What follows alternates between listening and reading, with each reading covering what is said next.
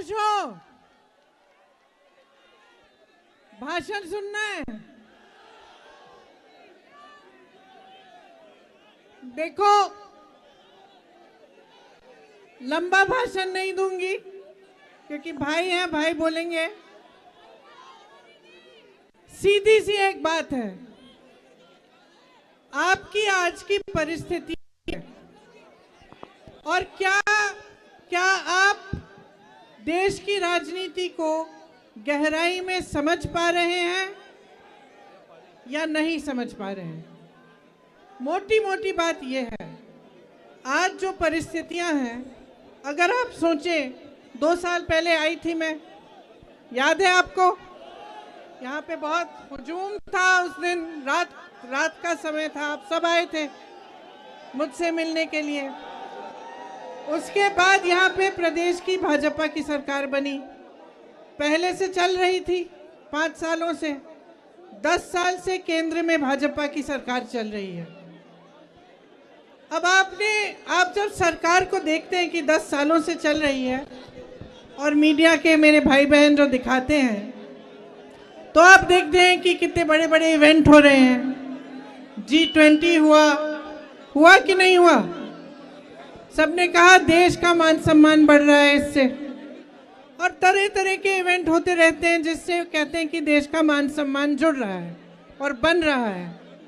ठीक है, हम भी देशवासी हैं, हम भी खुश होते हैं जब भी ऐसा कुछ होता है, लेकिन मैं पूछना चाहती हूँ, क्या देश का मान सम्मान, यहाँ जो खड़े नौजवान बच्चे हैं, जो हमारे पुलिस वाले यहाँ तैनात हैं, जो स्टूडेंट्स हैं, इनसे नहीं जुड़ा है?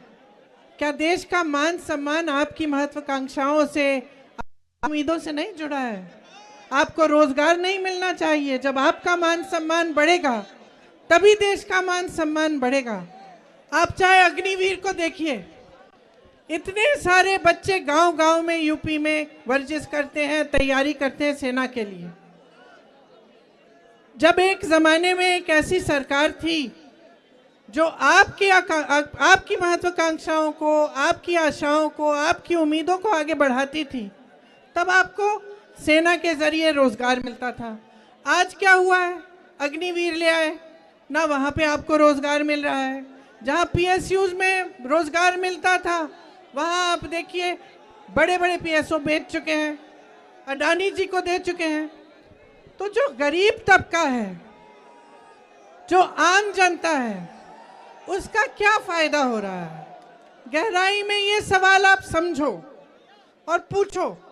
देखो, नौजवानों के लिए रोजगार नहीं है, किसान तब भी सड़क पे बैठा था, आज भी सड़क पे बैठा है। गन्ने का जो खरीद का दाम है वो पिछले 8 सालों में 55 रुपए बढ़ा है, बस 55 रुपए। और आप बताओ, आप जब दुकान जाते हो सब्जी खरीदने, फल खरीदने, कुछ बनाना है घर पे, तो क्या होता है? आपको मिलता है? दाम कितने महंगे हो गए हैं, चाहे सरसों का तेल हो, चाहे गैस हो, चाहे सब्जी, टमाटर, आलू, कुछ भी हो। लेकिन जब आपकी बारी आती है तो आपका फायदा नहीं होता।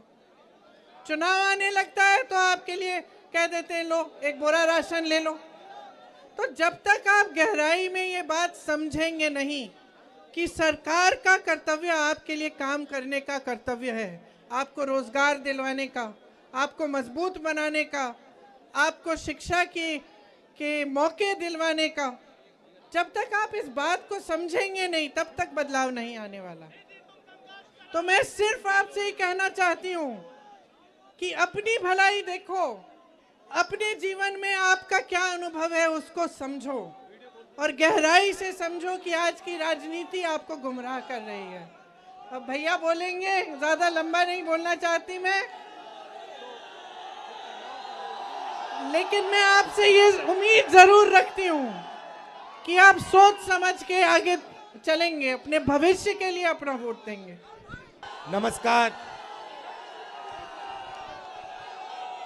आप सबका बहुत बहुत धन्यवाद। ऐसा स्वागत किया आपने, हमारा यात्रा का पूरा दम आपने यात्रा में डाल दिया।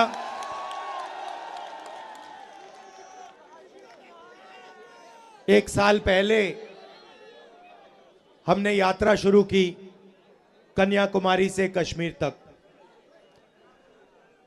क्योंकि देश में बीजेपी के लोग एक धर्म को दूसरे धर्म से लड़ाने का काम कर रहे हैं और लोगों को धमकाने का, डराने का काम कर रहे हैं, नफरत फैलाने का काम कर रहे हैं।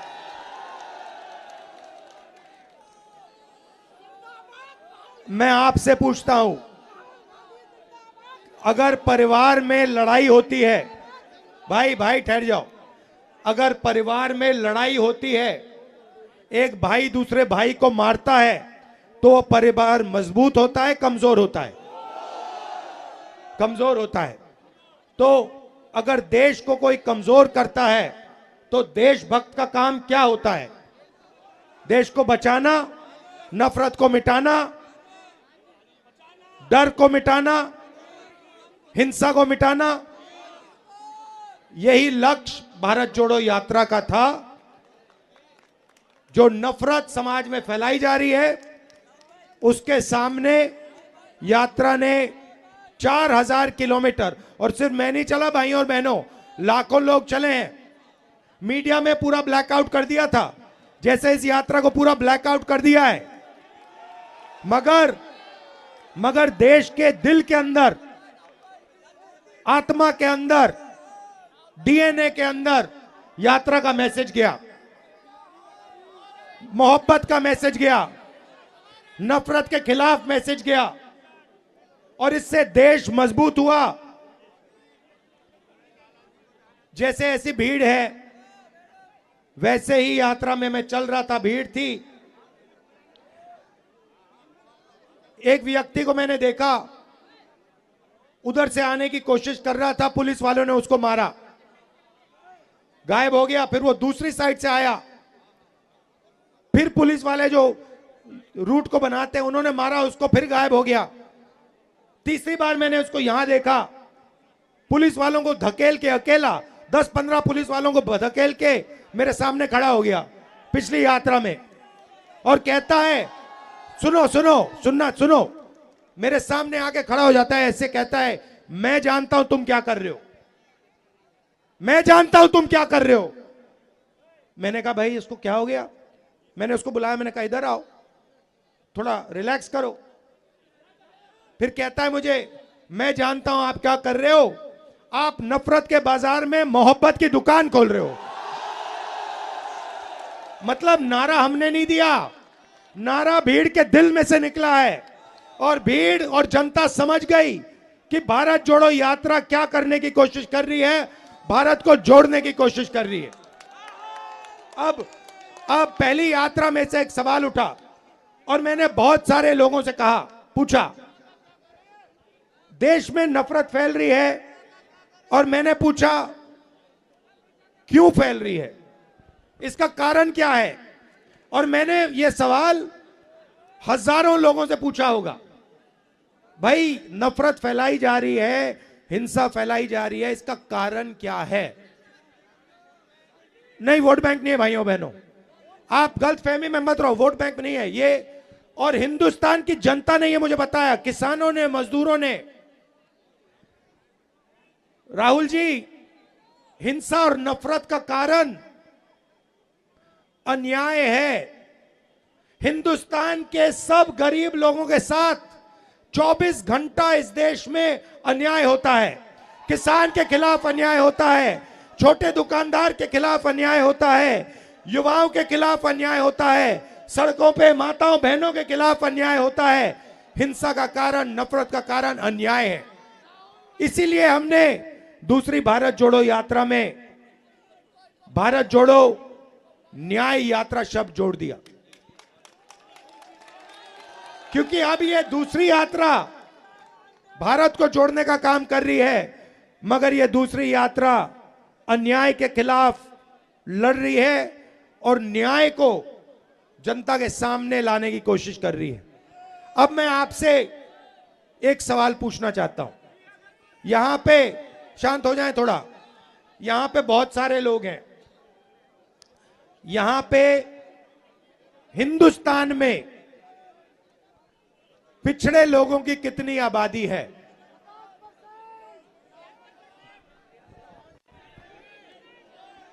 कितनी आबादी है? कितनी है? पिछड़ों की 50% आबादी है। ठीक है, ठीक है। दलितों की कितनी आबादी है? 5% नहीं भाई, 15%। सब माइनॉरिटी को मिला दो, सिख, मुसलमान, क्रिश्चियन, जैन, सबको मिला दो। इनकी कितनी आबादी है? 15%। आदिवासियों की आबादी कितनी है? 8%। 50 और 15 कितना होता है? 65 और 15 कितना होता है? 80 और 8 कितना होता है? 88 ना? ठीक है, तो इन सबको मिलाओ तो 88% इनकी आबादी है, तकरीबन 90%। ठीक है, अब मैं आपसे पूछना चाहता हूं, हिंदुस्तान के सबसे 200 बड़ी कंपनियों के मालिकों की लिस्ट निकालो। ठीक है, में से 90% के कितने मालिक बताओ? कितने? एक भी नहीं। छोड़ो, शायद आप लोग 90% लोग कहते हैं भैया हम हिंदुस्तान की सबसे बड़ी कंपनियों के मालिक नहीं बनना चाहते। तो फिर मैं आपसे पूछूंगा, ठीक है मालिक नहीं बनना चाहते, मालिक बनने का दम नहीं है, तो फिर मैनेजमेंट में आपके लोग कितने हैं? 0। तो प्राइवेट कंपनियों, सबसे बड़ी प्राइवेट कंपनियों में आपका एक आदमी मालिक नहीं, आपकी सीनियर मैनेजमेंट में एक बंदा नहीं। ठीक है, अब आप कहो, पता नहीं शायद कहो कि भैया 90% को प्राइवेट कंपनी में नहीं, कुछ नहीं चाहिए। ठीक है, फिर मैं आपसे पूछता हूं, ये मीडिया वाले जो घूम रहे हैं, मीडिया वाली कंपनी जो है, सबसे बड़ी कंपनियां हैं, इनमें से 90% के मालिक कितने? कितने? 0। ठीक है, बड़े बड़े रिपोर्टर के नाम देखो, ये सब के नाम लिस्ट निकालो, इसमें से 90% के कितने? कितने? 0। ठीक है, आप कहोगे भैया हमें हिंदुस्तान की सबसे बड़ी कंपनियों में भागीदारी नहीं चाहिए, हमें मीडिया में भी भागीदारी नहीं चाहिए। मैं कहता हूं गलत है, मगर शायद आप लोगों के दिल में यही है। तो फिर मैं आपसे पूछूंगा भैया प्राइवेट अस्पतालों की लिस्ट निकालो, डॉक्टरों की लिस्ट निकालो, इसमें आपके कितने लोग? कितने लोग? 0। फिर मैं कहूंगा भैया पता नहीं क्या हो गया, 90% ना प्राइवेट अस्पताल चलाना चाहता है, ना कंपनियों में भाग लेना, भागीदारी चाहता है, ना मीडिया में चाहता है। फिर मैं कहूंगा ठीक है भैया चलो, आईएएस में आपके कितने? हिंदुस्तान के बजट को 90 लोग चलाते हैं। ठीक है, अलंकार वो यूपी वाली लिस्ट निकालो, यूपी वाली ब्यूरोक्रेट वाली। हिंदुस्तान के बजट को 90 लोग चलाते हैं। ठीक है, मतलब पूरा का पूरा पैसा 90 लोग बांटते हैं, आईएएस अफसर हैं। ठीक है, डिफेंस जाता है ये निर्णय लेते हैं, अस्पतालों में कितना जाता है ये निर्णय लेते हैं, सड़कों में कितना जाता है ये लेते हैं। अब मुझे बताओ, हिंदुस्तान की सरकार के 90 सबसे बड़े आईएएस अफसर में 90% के कितने लोग? 3 ओबीसी, 3 दलित, 1 आदिवासी, 1-2 माइनॉरिटी के। आप जानते हो कि आप में से 90% में से बजट की कितनी भागीदारी है? जानते हो 90% की कितनी भागीदारी है? 7%। आप अब ये देखो, यूपी की बात करता हूं, मैं आंकड़े निकालता हूं। यूपी के बजट को सुनो, यूपी के बजट को 90%, यूपी की 90% आबादी यूपी के बजट को 10 अफसर कंट्रोल करते हैं, ठीक है, 62। अब मैं आपसे पूछता हूं, इन अफसरों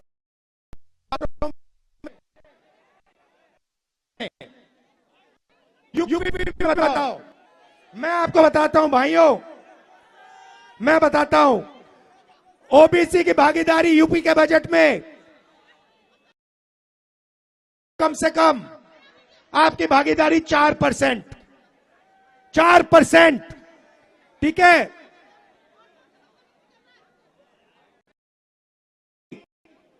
6%, भाई आधे अलंकार पकड़ो, मतलब भी भागीदारी नहीं है। अगर आप समझना चाहते हो कि 90% लोग कहां काम करते हैं, ऐसी पिछड़े माइनॉरिटी के लोग कहां काम करते हैं, मैं आपको बताता हूं। इस देश में आपकी जगह मैं आपको बताता हूं। आप मनरेगा की लिस्ट निकालो, उसमें आपको सब पिछड़े दिख जाएंगे, सब दलित दिख जाएंगे, सब आदिवासी दिख जाएंगे, सब माइनॉरिटी दिख जाएंगे। आप कॉन्ट्रैक्ट लेबर की लिस्ट निकालो, शानदार, बिल्कुल शानदार, क्योंकि सच है, सच शानदार होता है। आप कॉन्ट्रैक्ट लेबर की लिस्ट निकालो, आप सफाई कर्मचारियों की लिस्ट निकालो, आप कॉन्ट्रैक्ट लेबर की लिस्ट निकालो, उसको देखो, उसमें आपको मिलेंगे दलित मिलेंगे, आदिवासी मिलेंगे, माइनॉरिटी मिलेंगे, पिछड़े मिलेंगे। यह सच्चाई है हिंदुस्तान की। बहुत बहुत धन्यवाद, क्योंकि मैं सच बोलता हूं। अच्छा, जेलों की लिस्ट निकालो, जेलों की लिस्ट में आपको पिछड़े मिलेंगे, दलित मिलेंगे, आदिवासी मिलेंगे, गरीब मिलेगा। एक अमीर व्यक्ति आपको हिंदुस्तान की जेल में नहीं मिलेगा।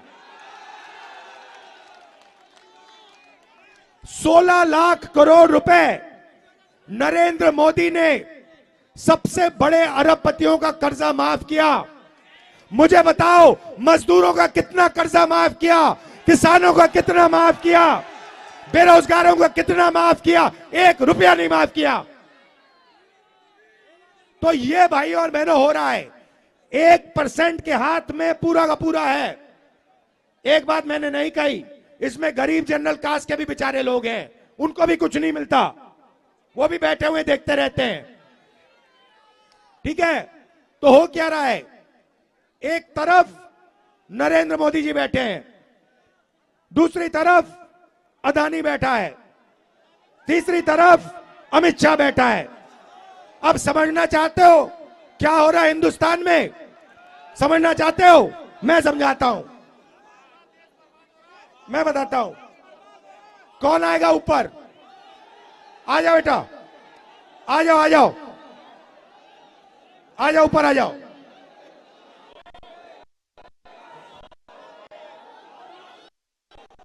हिंदुस्तान सरकार का पूरा काम आपको 1 मिनट में समझाने जा रहा हूं।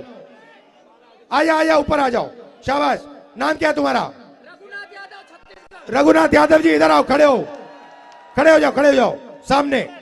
ये देखो रघुनाथ यादव जी हैं, ये ओबीसी हैं, पिछड़े वर्ग के हैं। यादव जी, अब देखिए, यादव जी उधर, यादव जी उधर देखिए, ये देखो, ये क्या हो रहा है? किसी का जेब काटना चाहते हो तो सबसे पहले उसको इधर दिखाओ, उधर दिखाओ, ऊपर दिखाओ, नीचे दिखाओ। ये जो मैंने अभी याद किया, हम नरेंद्र कर रहे। उधर देखो, उधर देखो, ऊपर देखो, थाली बजाओ, फोन की लाइट जलाओ, ये मोदी जी कर रहे हैं, ठीक है भैया। अब एक और आदमी आओ ऊपर, आ जाओ, ठीक है, ठीक है।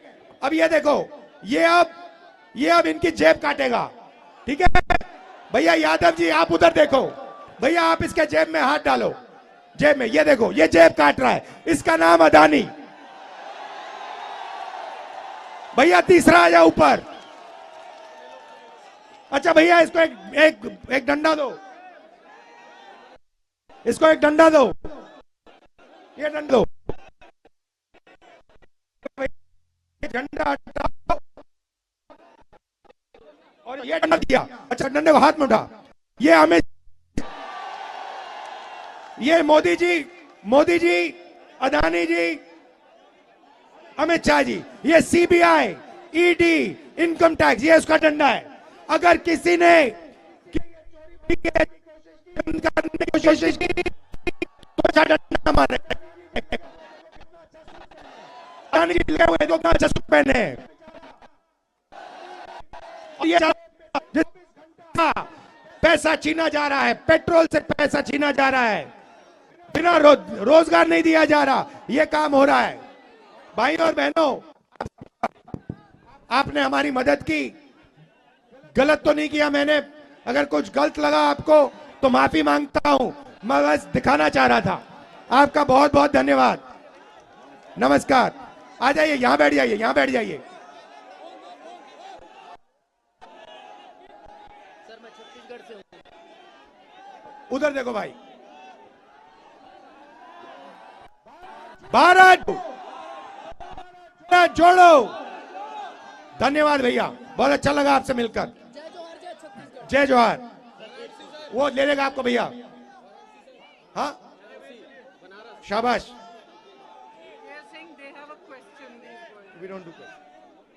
ध्यान से भाई, गिर मत जाना। Thank you. तो ये मैंने आपको दिखाया हिंदुस्तान का सिस्टम। हिंदुस्तान के गरीब लोग, पिछड़े लोग, दलित लोग, आदिवासी लोग, माइनॉरिटी के लोग, उनका जेब काटा जा रहा है।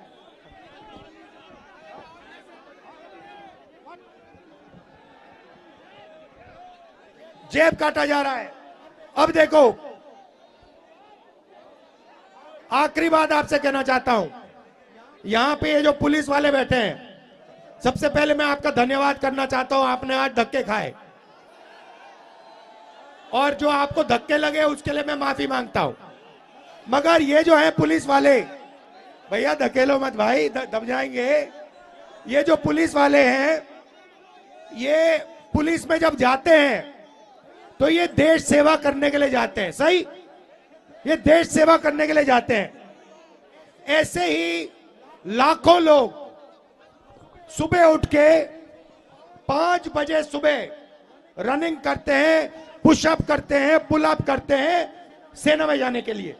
जो इनके देश में, इनके दिल में भावना है देशभक्ति की, वही भावना सेना में होती है। वही भावना लाखों युवा सुबह उठ के रनिंग करते हैं आर्मी में जाने के लिए। सही। अब देखिए उनके साथ क्या किया गया। अभी पेपर आउट भी बोलूंगा। ये लाखों लोग सुबह उठते हैं, सेना में जाने की कोशिश करते हैं। अब नरेंद्र मोदी जी नई योजना लाए हैं, अग्निवीर। अग्निवीर कहती है कि हिंदुस्तान में 2 तरीके के शहीद होंगे। एक होगा जनरल रेगुलर आर्मी वाला, अगर वो शहीद होगा उसे शहीद का दर्जा मिलेगा। और दूसरा होगा अग्निवीर, अगर वो शहीद होगा उसे कोई शहीद का दर्ज नहीं मिलेगा, उसको उसकी लाश को वापस घर भेज दिया जाएगा। उसे ना कोई, उसके परिवार को ना कोई पेंशन मिलेगी, ना कोई मदद मिलेगी, और उसको शहीद का दर्जा नहीं मिलेगा। भाई और बहनों, ये शर्म की बात है। लाखों लोग हिंदुस्तान में आर्मी में जाकर देश सेवा करते थे, उनको इज्जत मिलती थी, उनको पेंशन मिलती थी, उनको कैंटीन मिलती थी और उनको शहीद का दर्जा मिलता था। अब बीजेपी ने यह छीन लिया। 4 में से 3 युवाओं को वो वापस भेजेंगे। और आप देख लेना, लिख के ले लो, वो जो वापस आएंगे ना, वो सारे के सारे जो अग्निवीर निकाले जाएंगे, वो सारे के सारे गरीब होंगे। उनमें से एक अमीर बंदा नहीं निकाला जाएगा।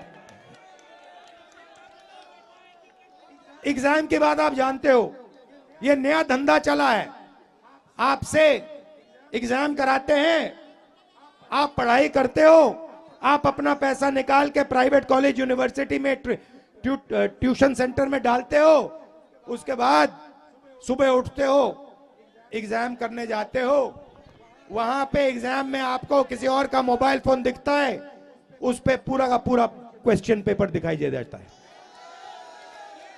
ये इसका लक्ष्य क्या है कि ये जो रोजगार मांग रहे हैं, सरकारी जॉब मांग रहे हैं, इनका टाइम जाया करो, इनका बेवकूफ बनाओ।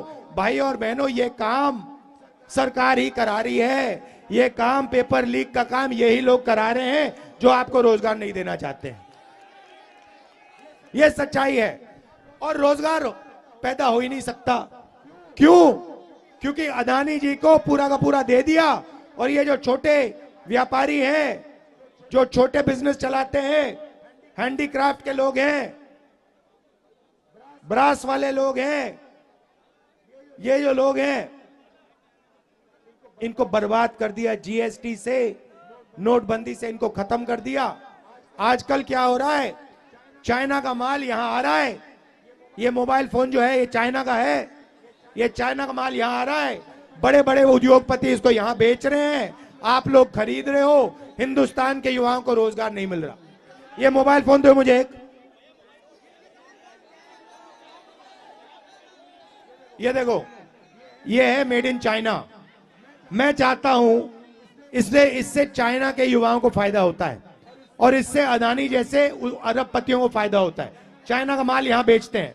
मैं चाहता हूं सबसे पहले कि हिंदुस्तान के युवा इस फोन को हिंदुस्तान में बनाएं। और एक दिन ऐसा है, प्रियंका माइक पकड़ो, एक दिन ऐसा है कि मैं यहां अलीगढ़ आऊं 10 साल बाद, 6 साल बाद, और इसके फोन के पीछे देखूं लिखा हो मेड इन अलीगढ़, और फिर यहां आऊं और यहां पे 10 युवाओं को कहूं, यार बेटा इधर आओ, वो ऊपर आए, मैं कहूं क्या करते हो भैया, हम मोबाइल टेलीफोन अलीगढ़ में बनाते हैं, मेड इन अलीगढ़ लिखते हैं, वहां पे चाइना का युवा हमारा फोन का इस्तेमाल करता है। ये होना चाहिए हिंदुस्तान में, और ये हम सब मिलकर 90% लोग ये सब मिलकर काम करने जा रहे हैं। आप सबका बहुत बहुत धन्यवाद। जय हिंद।